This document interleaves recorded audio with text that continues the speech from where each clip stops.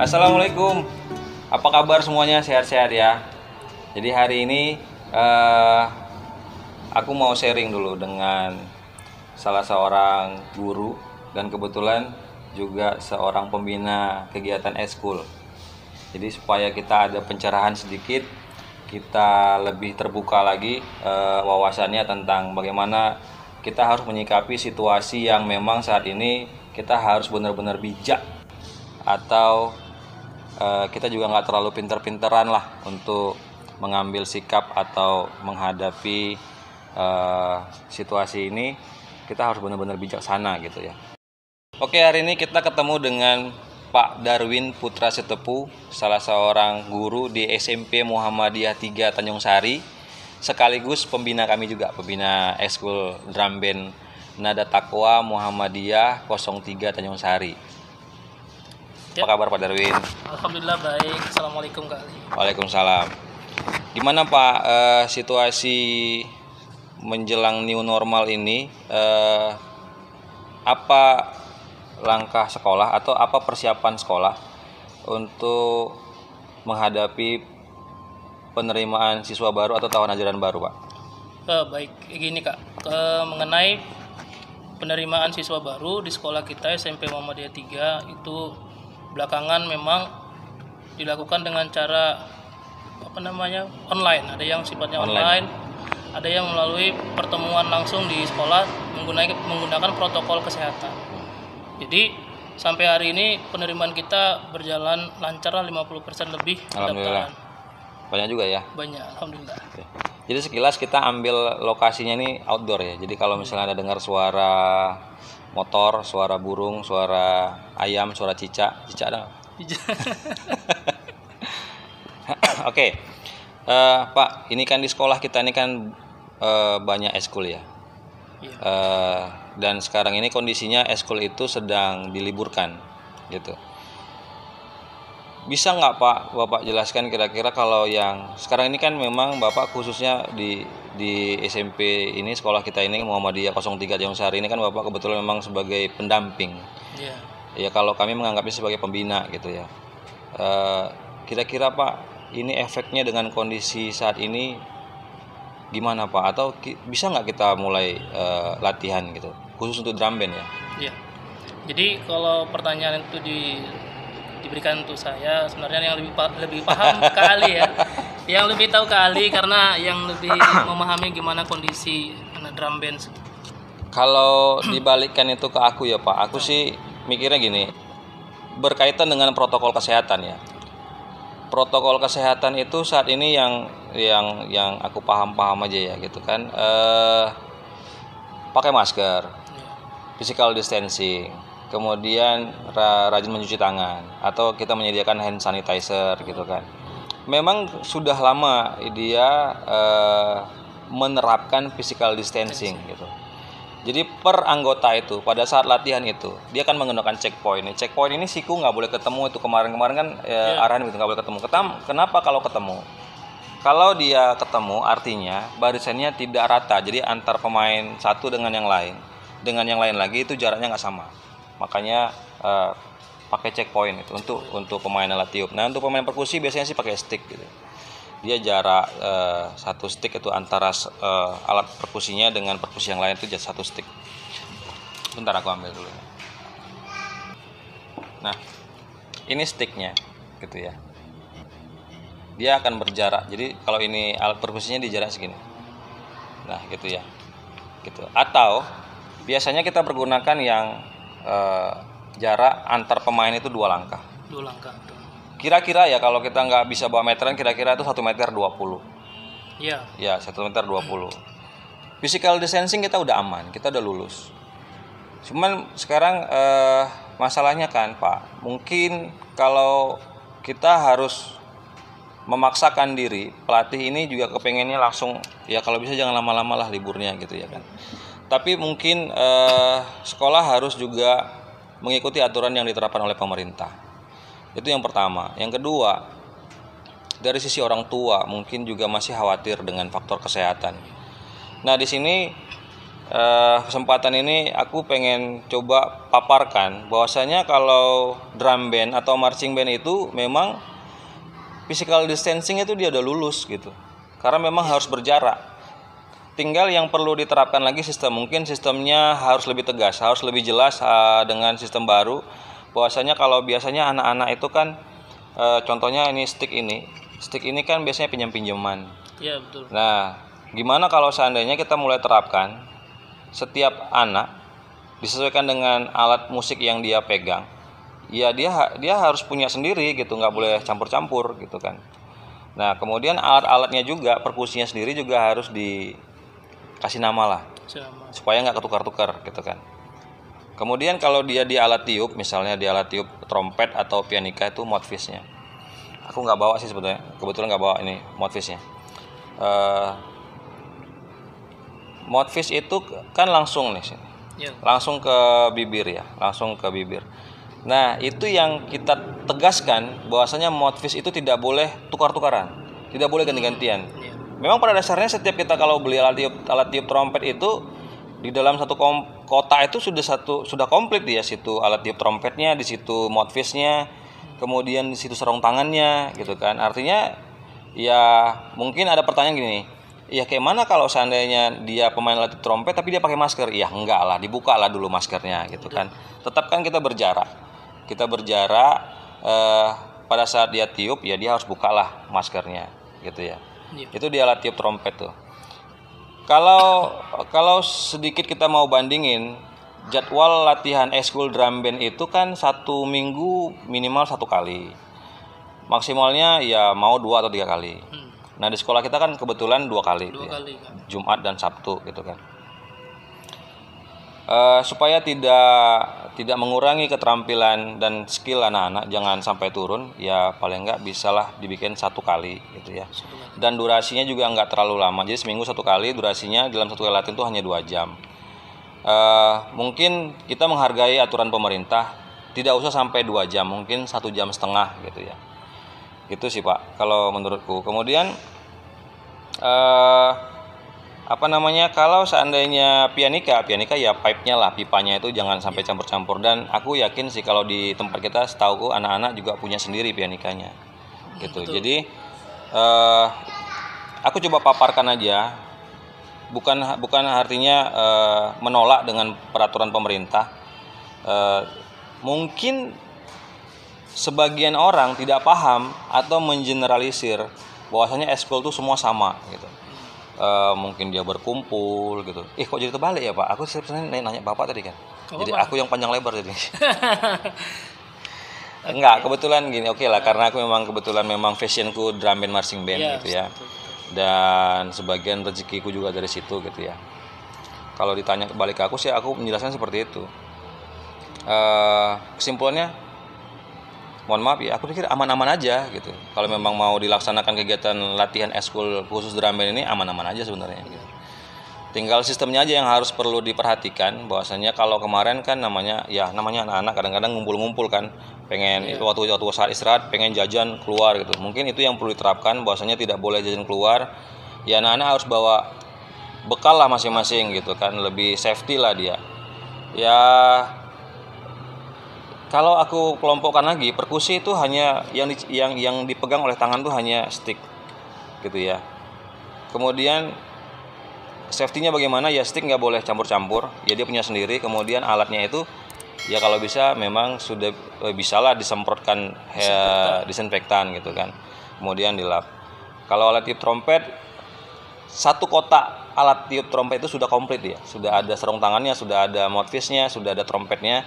Tinggal tidak boleh tukar-tukar. Mouthpiece itu harus dipakai oleh yang bersangkutan aja, nggak boleh diganti-gantian.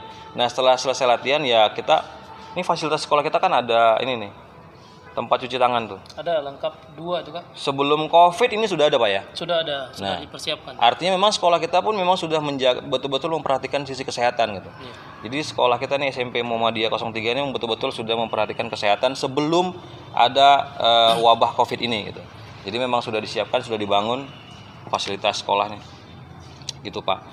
Jadi kesimpulannya ayolah gitu. Ayolah latihan, Aku udah rindu latihan gitu. Mungkin anak-anak juga rindu latihan, tapi aku masih berpikir kendalanya di sudut pandang orang tua siswa. Sudut pandang orang tua. Takut juga ya gitu kan. Mungkin di sekolah kita bisa perhatikan benar keseriusan untuk sistem latihan, mungkin di luar pada saat diangkot mungkin gitu kan. Pulang gitu ya, harus ketemu dengan orang banyak lagi gitu. Ya kalau aku sih harapannya untuk new normal ini cobalah kita diperhatiin juga gitu. Artinya diperhatiin gini Pak, mungkin pemerintah juga nggak ngerti bagaimana sistem latihan, bagaimana kondisi dan situasi latihan, durasi latihan gitu kan, materi latihan mungkin nggak tahu. Nah, ya kesempatan baik ini aku coba paparkan aja gitu kan. Mudah-mudahan yang nonton ada guru, ada kepala sekolah, ada yayasan, ada praktisi drum band marching band gitu ya. Physical distancing itu kita udah mulai duluan, kita udah lama gitu. Nah, tinggal sistemnya tadi yang aku jelaskan tadi, sistem yang harus kita perbarui supaya memang kesannya lebih safety gitu. Dan memang kita memperhatikan kebersihan. Nah, kesempatan ini Pak, aku balik tanya lagi nih. Ini alat-alat kita kan nggak ada yang murah Pak. Iya, kita harganya lumayan kan? Iya, lumayan. Dengan cost yang sudah dikeluarkan itu dari mulai awal pembelian alat yang sederhana ya, sampai kita membeli alat yang kualitasnya mulai menengah ke atas gitu kan. Dari yang dulu mulainya pianika, sekarang kita sudah punya alat tiup logam, trompet gitu kan. Kalau diakumulasi semua itu, kemudian biaya baju, biaya alat, biaya kita mau mengikuti sebuah event, itu kan nggak sedikit. Nah, kira-kira Pak, tanggapan Bapak nih, apa yang harus kita lakukan dengan kondisi alat kita sekarang gitu?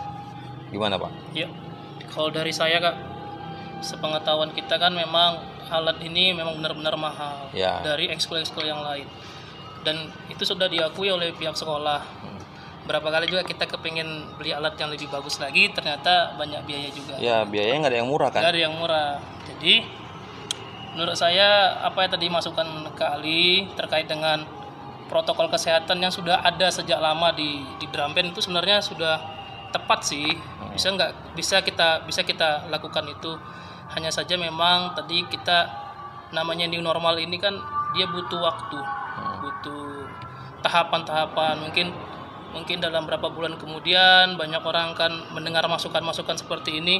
Oh, ternyata ekskul yang seperti ini, drum band ini sudah melakukan protokol kesehatan. Iya, maksudnya gitu. Jangan digeneralisir Pak. Gitu. Artinya jangan diumumkan semua. Mungkin mohon maaf ya, kalau ekskul yang lain mungkin aku nggak begitu paham, makanya aku nggak berani mencampuri. Tapi jangan disamain. Gitu. Jangan disamain. Drum band ini physical distancingnya udah terlaksana sebelum ada wabah corona ini, kita sudah memang terapkan itu gitu. Kebersihan alatnya juga kita perhatiin. Jadi trompet itu kan Pak, trompet itu kan dia bukan air liur ya di situ, tapi uap. Karena udara yang kita tiupkan itu kan hangat dia gitu ya. Itu pasti kalau nggak dibersihin kan pasti dalamnya pasti berlumut gitu. Benar. Nah, kita kan terapkan itu, kita bersihin. Kita punya jadwal untuk membersihkan alat tiup itu. Nah, kita punya apa istilahnya kalau secara keseluruhan general cleaning. Iya, betul. Secara keseluruhan kita suruh adik-adik juga supaya tahu merawat alat, kita suruh bersihin, lap gitu kan. Kemudian alat tiupnya cuci gitu kan. Nah, gitu. Jadi memang ya itulah sedikit kelebihan drum band marching band ini, kebersihan juga dijaga. Bener. Gitu kan. Ya itu sih Pak, aku tinggal nunggu pencerahan dari Pak Darwin dulu. Mungkin situasi saat ini banyak pelatih yang sekarang kosong jadwalnya. Bener. Gitu ya. Dan kita juga paham sebagian pelatih penghasilannya dari situ. Gitu. Kemarin kita sudah bahas ini dengan kawan-kawan yang lain, bahwasanya situasi seperti ini banyak kawan-kawan pelatih yang harus banting setir. Karena memang ya syukur terima kasih Bu Kepala Sekolah SMP Muhammadiyah Tanjung Sari. Terima kasih banyak masih memperhatikan kami pelatih drum band. Walaupun kondisinya memang ya paling tidak kami masih menjalankan tanggung jawab, itu alat akan kita bersihkan gitu. Karena nggak semua ini kan Pak. Benar. Karena nggak semua orang mampu punya pengetahuan, wawasan tentang bagaimana merawat alat drum band. Ya bentuk tanggung jawab sih itu. Ya. Bentuk tanggung jawab kita, bahwasanya kita juga nggak kepengen alat itu rusak, kita nggak kepengen alat itu akhirnya jadi sia-sia karena itu dibeli pakai uang dan aset sekolah juga itu gitu. Dah, kita berharap kondisinya stabil lah lagi, Benar. normal lah lagi gitu kan, supaya kita bisa melaksanakan kegiatan seperti biasa dan alat-alatnya ini nggak sayang gitu. Halo adik-adik, apa kabar? Udah rindu latihan belum? Gitu. Di rumah latihan terus ya. Jadi Pak, gimana Pak kalau seandainya pas belum nih, tepat belum waktunya? Kan kemarin masih sibuk-sibuk ujian, Benar ya. sibuk-sibuk belajar online. Ya. Itu kan banyak Pak. Ada dilema ini. Ada orang tua yang keberatan gitu dengan sistem ini karena dia juga harus mengajari anaknya, dia juga harus kerja, cari uang gitu kan. Kemudian kalau drum band, pelatih drum band juga melakukan kegiatan yang latihannya sepertinya online gitu. Kira-kira sekarang ini Pak mengganggu nggak waktunya untuk jadwal anak-anak? Masih ada belajar online lagi nggak nih? Ini belajar online kalau tahun ajaran baru bakal ada lagi. Enggak, maksudnya sekarang ini. Sekarang tidak ada, udah selesai Sekarang. semua. Udah selesai. Berarti ini udah masa-masa libur bagi nih. raport ya, masa Nah, libur. jadi kalau seandainya kita masukin lah, ada beberapa inisiatif pelatih yang tetap ingin melaksanakan latihan secara online. Kira-kira mengganggu nggak itu Pak ke anak-anak Pak?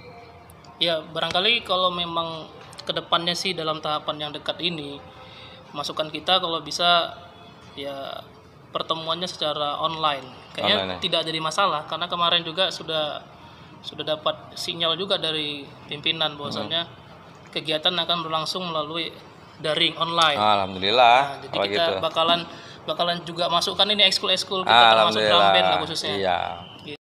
Oke Pak Darwin, mungkin kita ngobrol-ngobrolnya sampai sini dulu. Iya. Ya kan, aku dapat sedikit pemahaman bahwasanya ya sekolah masih tetap memikirkan lah untuk peluang-peluang itu, nggak mungkin juga langsung divakumkan, nggak mungkin langsung di shutdown tiba-tiba gitu kan, karena sayang ini juga aset, ini juga bisa membangkitkan bakat anak-anak juga kan gitu kan, bisa menyalurkan lah bakatnya. Karena aku tahu di sekolah kita ini ekskulnya cukup banyak nih, apa tuh, tapak suci, ada seni tari, ada hafiz, ada drum band kita termasuk kan. Terus ini paskib pun banyak prestasinya tuh ya. prestasinya banyak, basket juga Futsal ya. futsal yang paling banyak Berapa juga. tuh? 7, 8, 9 ekskul ada tuh. Wah, lebih lah 9 dari ekskul kita. Ini enaknya kalau kita di luar udah ada angin.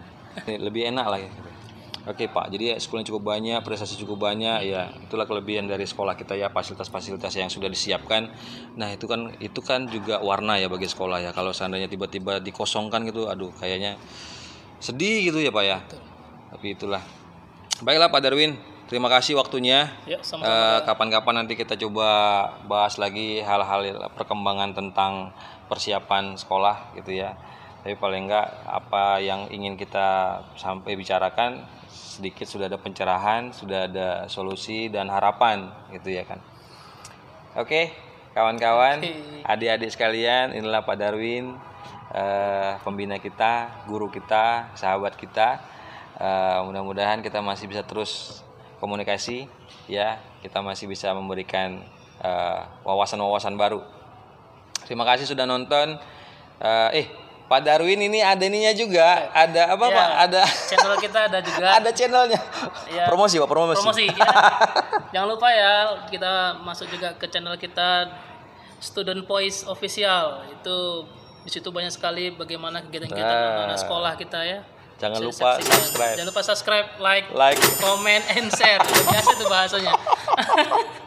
Oke, terima kasih kali. Oke, terima kasih sama-sama Pak. Oke kawan-kawan, terima kasih sudah nonton. Jangan lupa komentarnya, jangan lupa like-nya. Kalau seandainya dilewatin like-nya sayang gitu ya. Sekalian aja di like gitu ya. Kalau nggak suka ya bikin nggak suka. Jadi kita bisa koreksi, kita bisa introspeksi. Kita harus seperti apa membawakan video, menayangkan video, upload video yang mungkin bisa berbagi lah gitu. Kalau suka like, kalau nggak suka dislike. Tapi komentarnya sekalian, kalau nggak suka kenapa nggak sukanya, kasih kita masukan. Yang paling penting subscribe-nya gitu ya, karena itu bisa membangkitkan semangat kita, aura kita supaya lebih kreatif lagi, supaya lebih baik lagi untuk menyajikan tayangan-tayangan di video untuk channel YouTube. Terima kasih, sampai jumpa di kesempatan berikutnya. Assalamualaikum. Dah.